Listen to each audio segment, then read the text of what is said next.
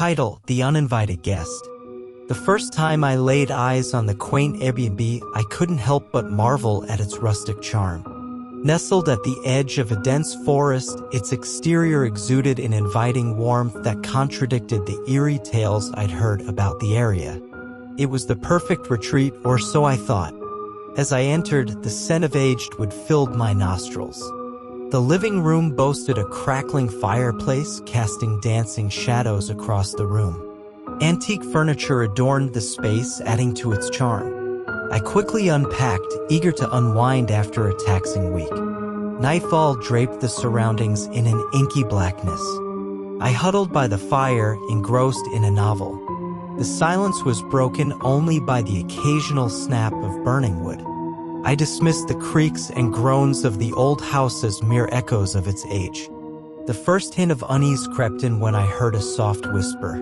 My name, clear and distinct. I dismissed it as a figment of my imagination, the product of an overactive mind in a foreign environment. But the whispers persisted, growing more insistent as the night wore on. I reluctantly retired to bed, hoping a good night's sleep would dispel the strange occurrences. However, my dreams were restless, plagued by distorted faces and echoing voices that mirrored the whispers from the shadows. I awoke with a start, drenched in cold sweat. Dawn brought a brief respite from the bizarre events. I wandered the surrounding woods, attempting to shake off the lingering unease. The forest, though serene in daylight, seemed to harbor secrets. As I returned to the Airbnb, I noticed a peculiar painting that had escaped my attention before. The portrait depicted a family, 2 parents, and a child in a style reminiscent of the 19th century. Their eyes, however, bore an unnatural gleam. The longer I stared, the more I felt a connection with the family, as if they were beckoning me into their twisted narrative. That night, the atmosphere within the house grew oppressive. The fireplace, once a source of comfort, now seemed to emit an unsettling heat. As the shadows danced across the walls, the whispers returned, more urgent than ever. The voices seemed to belong to the family in the painting, trapped between the fabric of reality and an otherworldly dimension. Unable to bear the weight of the unknown any longer, I decided to investigate the history of the Airbnb. My research unveiled a chilling tale. A family had resided there decades ago, only to vanish without a trace. The locals spoke of strange occurrences and dark rituals performed by the family under the cloak of night. Armed with this newfound knowledge, I delved deeper into the mysterious happenings within the house. The whispers guided me through hidden passages and concealed rooms.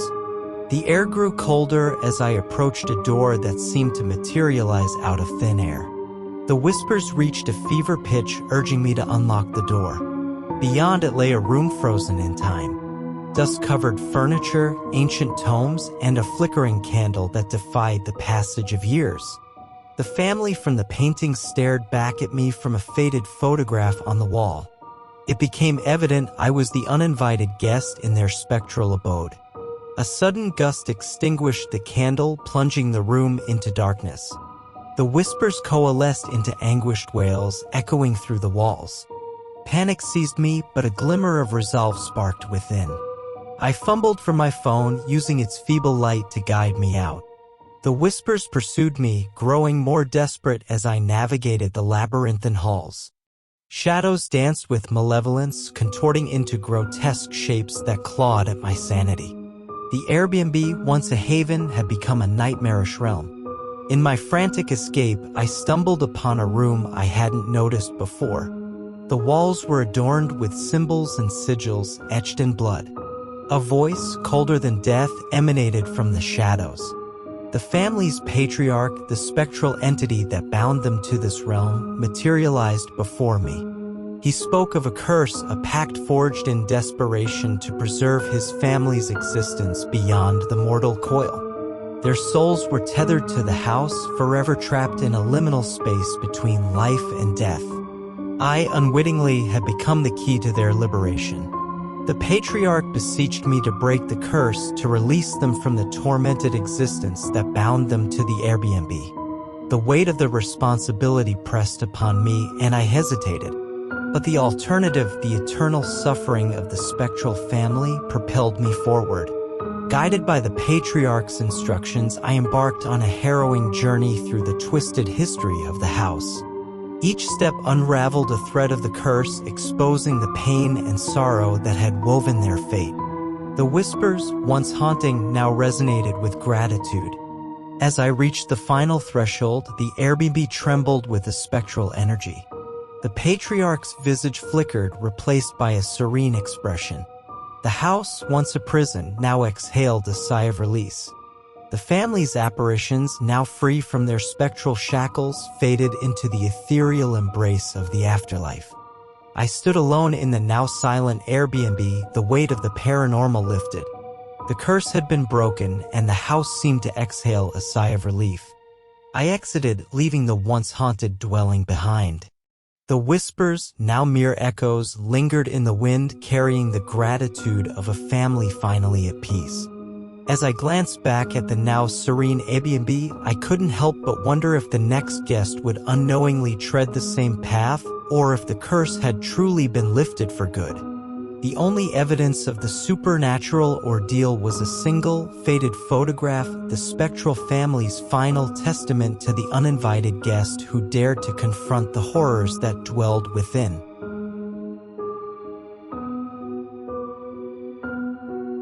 Title: Room 13.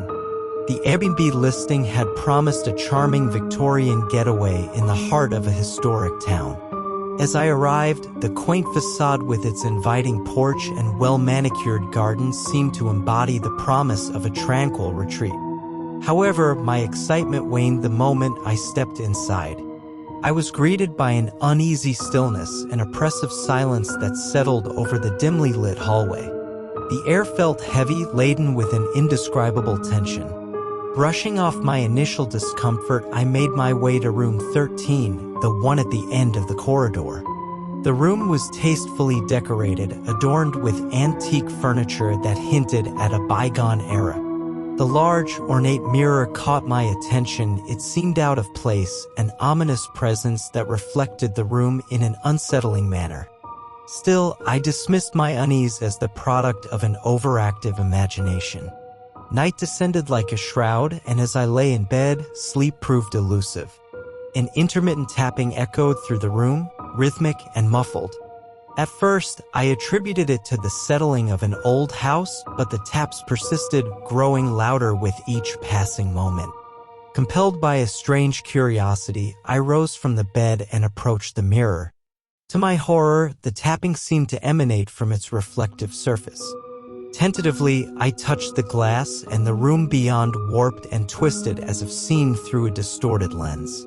The tapping intensified, now a desperate plea. In a whisper, the mirror spoke, a voice from another realm, a lamentation of a tormented soul trapped between dimensions. It spoke of a tragedy that had befallen a family who once dwelled in room 13. A daughter, lost to the shadows, sought solace and release. Haunted by a sympathetic compulsion, I delved into the town's archives. The history of Room 13 unraveled a tale of despair, a family shattered by an unspeakable tragedy. The daughter, a spectral entity, had become an unwilling prisoner, her essence tethered to the cursed mirror. As the night deepened, I returned to the room armed with newfound knowledge. The tapping had evolved into heart-wrenching sobs, a spectral cry for help that reverberated through the walls. The mirror, now a gateway to the other side, pulsated with an otherworldly energy. Driven by a sense of duty, I initiated a seance, attempting to bridge the gap between the living and the dead. The room trembled as the daughter's presence manifested.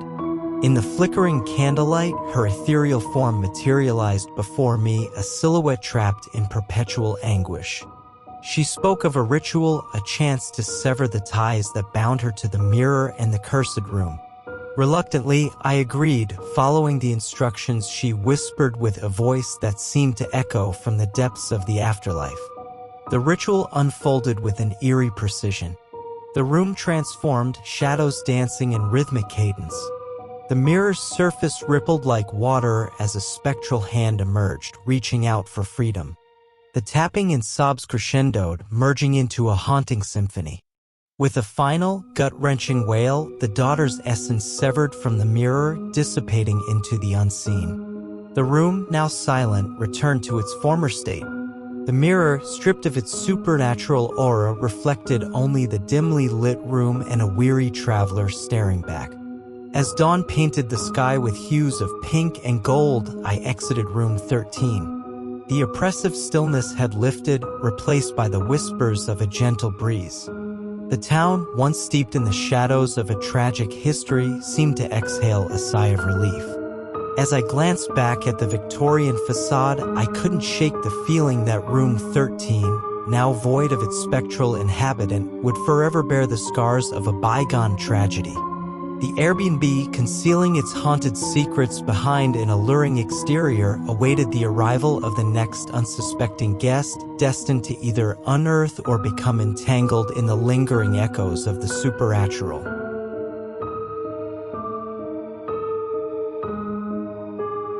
Title: The Vanishing Host. The Airbnb stood alone on the edge of a cliff, overlooking a churning sea. Its isolated location promised a weekend of solitude, a respite from the chaos of daily life. Little did I know, the solitude would soon turn into a chilling ordeal that would test the boundaries of reality. As I settled into the cozy cabin, I marveled at the panoramic view from the large bay windows. The crashing waves below created a soothing soundtrack. The host, a seemingly friendly and eccentric old man, had left a note advising me to explore the nearby caves during low tide. The first night passed without incident. The rhythmic sound of the waves lulled me to sleep. However, the tranquility shattered the next morning when I awoke to find a cryptic message scrawled on the fogged-up bathroom mirror. It read, "Beware the sea's whispers." Confused but undeterred, I ventured into the caves as suggested by the mysterious message. The tide was low, revealing a labyrinth of damp, shadowy passages. As I explored deeper, the cave seemed to breathe, its walls pulsating with an otherworldly energy. Whispers echoed, almost drowned out by the distant roar of the sea. In the heart of the cave, I stumbled upon an ancient altar adorned with seaweed and strange symbols. The air thickened with an oppressive force, and a spectral figure materialized before me, the host, his eyes vacant and distant. He spoke in riddles, warning of a sea deity angered by the intrusion into its sacred domain. The host's body flickered like a dying flame, and with a final plea, he vanished into the damp cavern walls, leaving me alone with the unsettling revelation. Back in the cabin, the atmosphere had changed. The sea's whispers grew louder, manifesting as indistinct murmurs that reverberated through the walls. Shadows danced with an unnatural glee, and the cabin itself seemed to absorb the omnipresent energy of the sea deity. As night fell, the whispers coalesced into a haunting melody, a symphony of despair that echoed through the cabin. The walls pulsated in time with the ominous rhythm, creating an otherworldly concert that transcended the boundaries of the tangible and the ethereal. In a fit of desperation, I revisited the caves, hoping to find answers that could unravel the supernatural tapestry ensnaring the cabin. The altar, once dormant, now pulsed with a malevolent energy. The sea deity, a formless entity of darkness, loomed in the shadows. The host's spirit reappeared, revealing the truth. He had made a pact with the sea deity, offering the cabin as a vessel for its influence in exchange for immortality.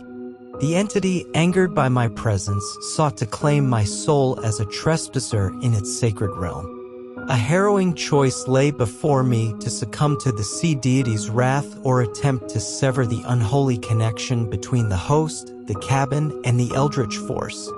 Armed with newfound knowledge, I initiated a ritual to break the pact and banish the sea deity. The cabin convulsed as the ritual unfolded, the walls screaming in protest. The sea's whispers crescendoed into a deafening roar. The host's spirit, caught in the crossfire, writhed in agony. As the last incantation escaped my lips, the sea deity's influence recoiled, retreating back into the depths. The cabin fell silent, the walls ceasing their pulsating dance. The sea's whispers faded into the distance. I stood alone, the weight of the supernatural ordeal lifting. The host's spirit, now freed from the eldritch pact, nodded in gratitude before dissipating into the unseen. As I left the cabin, the once isolated cliffside felt serene. The sea, no longer a conduit for eldritch forces, resumed its rhythmic dance. The Airbnb, now void of its spectral host, and the sea deities